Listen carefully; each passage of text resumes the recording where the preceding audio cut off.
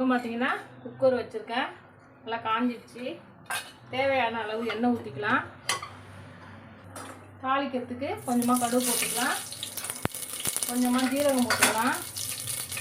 ஒரு வெங்காயம், பெரிய வெங்காயம் கட் பண்ணி வச்சுருக்கேன், அதையும் சேர்த்துக்கலாம்.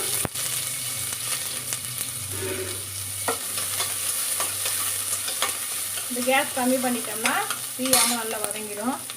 அதுக்குள்ள காயும் கட் பண்ணி முடிச்சிடலாம் டக்குன்னு.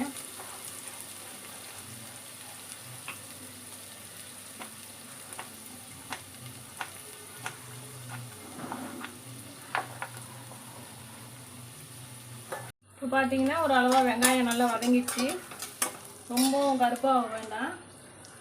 டைமில் தக்காளி கட் பண்ணி வச்சுருக்கேன், ஒரு தக்காளி, அதையும் போட்டுக்கலாம்.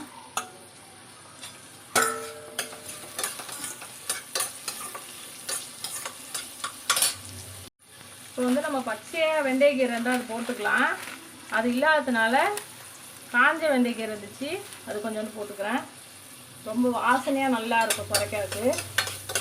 அதையும் நல்லா வதக்கிடலாம். இதுக்கு பார்த்தீங்கன்னா நல்லா வதங்கிச்சு. இது ரொம்ப வதங்க வேண்டாம். அதுக்கு மசாலா என்ன எடுத்து வச்சுருக்கேன்னா சோம்பு, முந்திரி, தேங்காய், பட்டை, லவங்கம், 2 ஏலக்காய், ரொம்ப சின்னது. ரொம்ப மசாலா வேண்டாம், நல்லா இருக்காது. நமக்கு எவ்வளோ மசாலா வேணுமோ அந்த அளவுக்கு போட்டுக்கலாம். இப்போ இந்த தக்காளி வெங்காயத்தில் கொஞ்சமாக மஞ்சள் பொடி சேர்த்துக்கலாம்.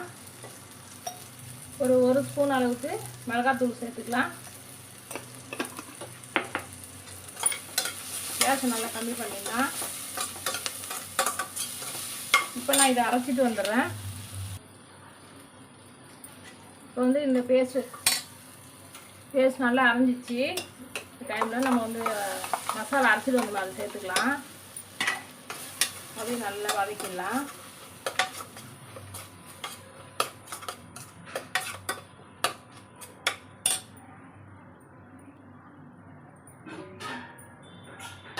மிக்சியில் கொஞ்சமாக தண்ணி சேர்த்து அதையும் போட்டுக்கலாம்.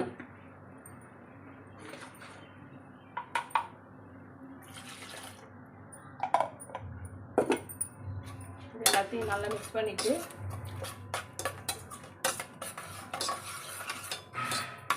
இப்போ நம்ம சுரைக்காய் கட் பண்ணி வச்சுருக்கோம்ல, அதையும் போட்டுக்கலாம்.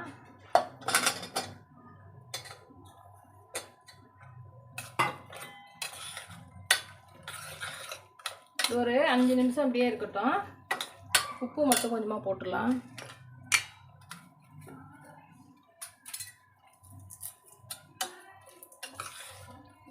இப்போ சுரைக்காயிலே தண்ணி விடுறதுனால ஒரு 5 நிமிஷம் நம்ம மூடி வைக்கலாம். அப்புறமா ஒரே ஒரு விசில் போட்டுக்கலாம். இருக்கட்டும். இப்போ இது நல்லா கொஞ்சம் நேரம் தண்ணியெலாம் வெளில வந்துச்சு. இப்போ நமக்கு தேவையான தண்ணி ஊற்றி ஒரே ஒரு விசில் போட்டுடலாம்.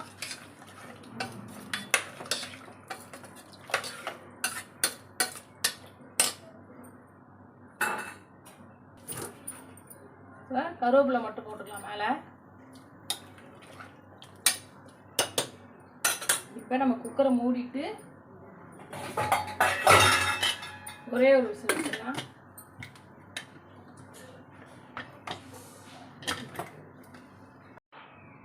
இப்போ வந்து நம்ம திறந்து பார்க்கலாம். சூப்பராக நல்லா ரெடி ஆகிட்டு. இது நம்ம வந்து சப்பாத்தி, சாப்பாடு எல்லாத்துக்குமே சாப்பிட்டுக்கலாம்.